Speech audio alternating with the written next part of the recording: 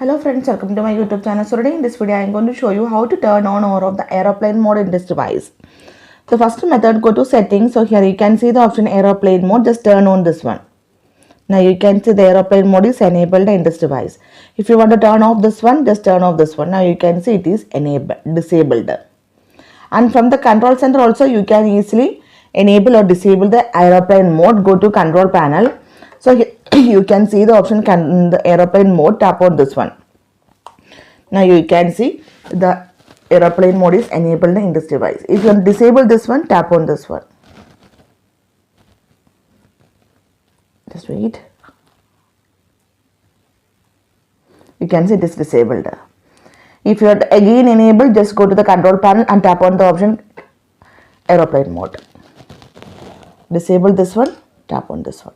So simply in this way you can enable or disable the aeroplane mode in this device. So hope you guys enjoyed this video. Thank you for watching. Thank you. Bye bye.